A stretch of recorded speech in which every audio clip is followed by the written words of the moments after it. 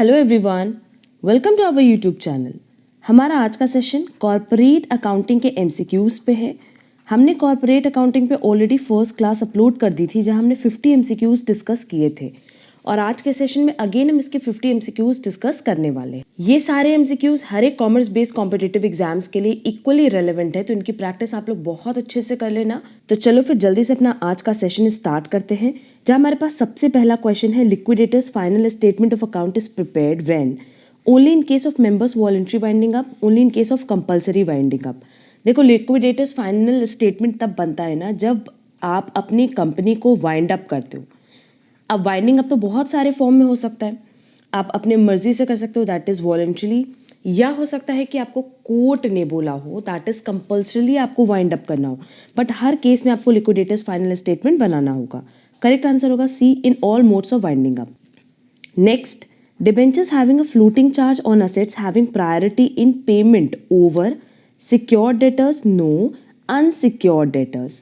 Debentures having floating charge, अब वो debenture holders जिन पे फ्लोटिंग चार्ज है उनको हम प्रायोरिटी देते हैं, बट किन पे प्रायोरिटी देते हैं? अनसिक्योर्ड डेटर्स पे, कि पहले इनको पेमेंट करेंगे डिबेंचर होल्डर्स को, फिर अनसिक्योर्ड क्रेडिटर्स को पेमेंट करेंगे।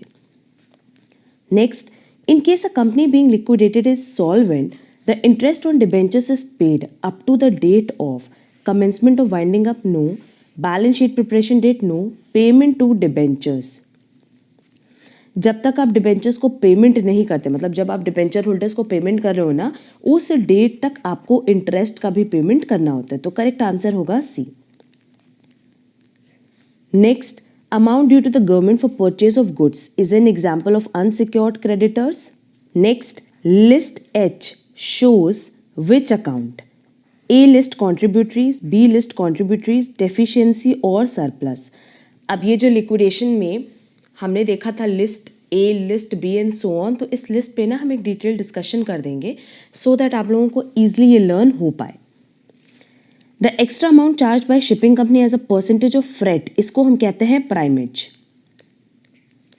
Next, holding company holds more than 50% of voting power. अगर सब्सिडरी कंपनी और होल्डिंग कंपनी का रिलेशन बनाना है तो more than 50% of voting power आपको होल्ड करना होगा। दैट इज करेक्ट आंसर होगा C.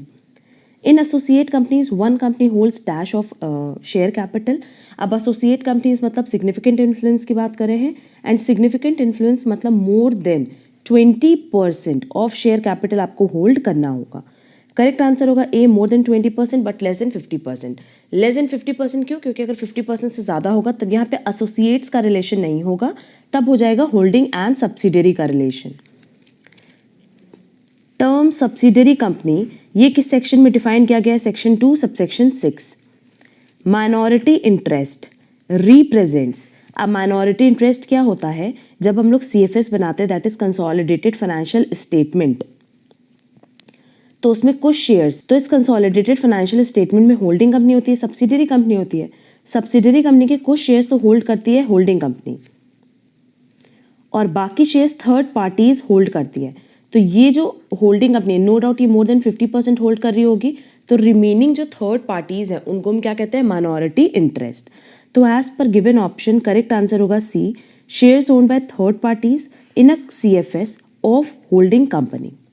Next, the accounting standards board वो सेटअप इन इंडिया। किस ईयर में सेटअप हुआ था? 1977।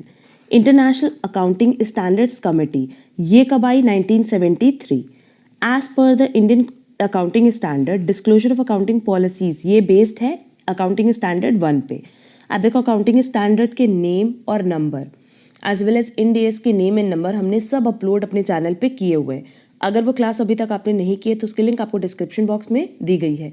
क्लास के एंड में भी हम अटैच कर देंगे सो दैट वो क्लास आप इजीली कवर कर पाओ। As per the Indian accounting standard valuation of inventory provide किया गया AS2 में, कैश फ्लो स्टेटमेंट है AS3 और डेप्रीसिएशन अकाउंटिंग AS6 में पहले था, बट अब ये कहाँ मर्ज हो गया है? AS10 में। तो करेक्ट आंसर होगा सी, AS10। Next, term associate company ये डिफाइन किया गया सेक्शन 2 सबसेक्शन 6 में। Holding company share in revenue profits of subsidiary company ये कैसे एडजस्ट किया जाता है? अगर आपका रेवेन्यू प्रॉफिट में शेयर है ना, तो वो फिर PL में हम एडजस्ट करते हैं, ना कि प्री एक्विजिशन प्रॉफिट में। तो करेक्ट आंसर होगा C, PL account of holding company. Liquidators final statement of account is prepared when, अभी क्वेश्चन ऊपर डिस्कस किया था, नॉल modes of winding up. Dash gives the names and number and values of shares held by various preference share holders, list F. ये सब list आप लोगों को याद करनी है। Dash gives a list of preferential creditors, list C. Dash list gives a complete list of assets which are specifically pledged in favor of fully secured and partially secured creditors, list B. Which list gives the names and holdings of equity shareholders, list G. Which of the following IFRS specifies the accounting for assets held for sale and the preparation and disclosure of discontinued operations, IFRS 5। साथ ही सारे question learn करते जाना। Which of the following IFRS outlines the requirements for the preparation and presentation of consolidated financial statement, IFRS 10।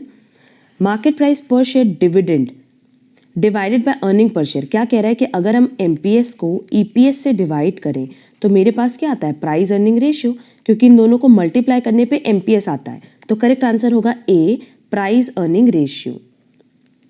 Next, When all debentures are redeemed, balance in the debenture redemption fund account, इसको हम transfer कर देते हैं journal reserve account में।